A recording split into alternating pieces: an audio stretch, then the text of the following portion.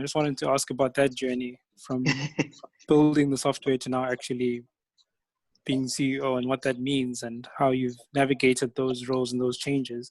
Because I think it's very easy. I think when you're in a startup, you're doing one thing initially, then you're doing something else. And how does it take, what does it take to cross those roles and wearing different hats? Because now you probably, when it comes to software, you understand more than anyone. And how do you separate yourself from the current person who's heading up software and your role as CEO? Those are interesting. So I'll try to split the answer in half. So I'll take the latter one first because it's a little easier to answer. So yeah, I did actually write and code the first version of the Nivi platform, and actually a significant portion of the code that we have today is actually code that I wrote. That's not necessarily a great thing, frankly. I'm saying that, just to give you sort of the context, but that's not, that as a CEO, that's not an ideal situation. I do have a director of engineering finally who's taking over our platform, and I've had engineers on the team, junior engineers on the team, for a long time, but one of the important things was hiring this director of engineering to take charge of the platform.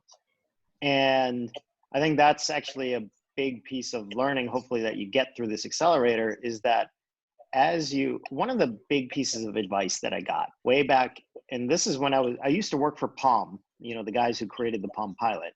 I used to work for them for 2 years. And so that was my kind of lone big company experience, but it was informative.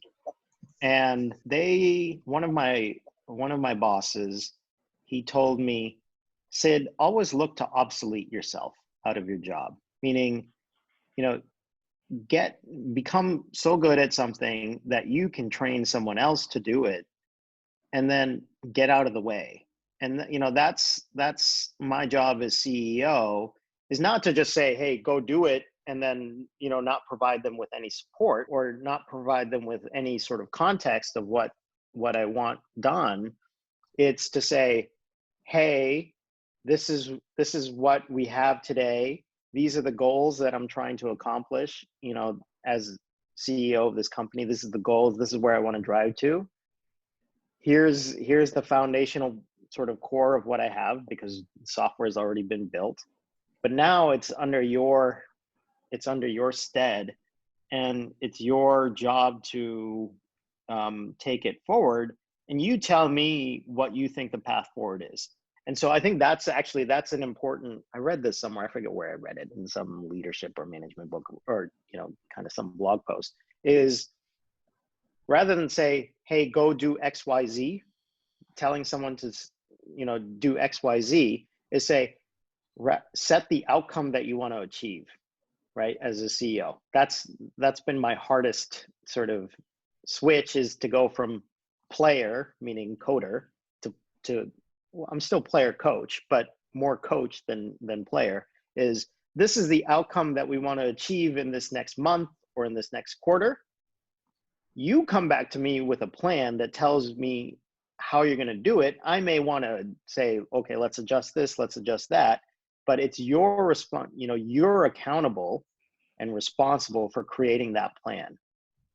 So you create that plan, and now you, as the director of engineering or the senior software engineer or the director of marketing, whatever role, you're responsible for coming back to a plan, coming up with a plan, bringing it back to me and saying, okay, let's work, does this make sense? Does this fit within the company goals? What did I miss? So on and so forth.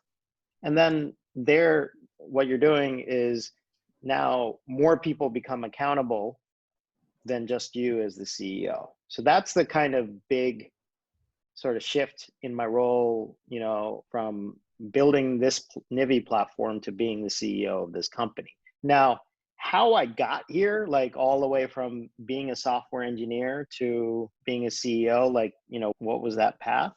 Frankly, I think it is curiosity. I think you have to have an innate curiosity about the world around to get there. And it's fine if people just want to be software engineers, let them be software engineers, or let them be marketing managers, or whatever it is. It's fine either way. But for those people who have even now, there's always that you have to have an innate curiosity about the world around you to grow. And so I think curiosity and a willingness to get things wrong, to fail, is to you step in dog shit a lot of times on the path forward. You get your hand slapped or you get yelled at. Those are all opportunities to grow. Or you get a lot of, well, why are you doing this? Why are you doing that? Why, no, this is wrong. And you have to be willing to sort of take that as good feedback in order to grow. That's how I kind of got from software engineer to CEO. It was curiosity and the willingness to sort of step into places where, I just didn't know what I was doing. And so I'd get things wrong all the time. But you do that and you expand your horizons, and then you become a senior software engineer, and then you become an architect, and then you become a CTO. And so that's how I think the growth went from software engineer to CEO, is my willingness to ask a lot of questions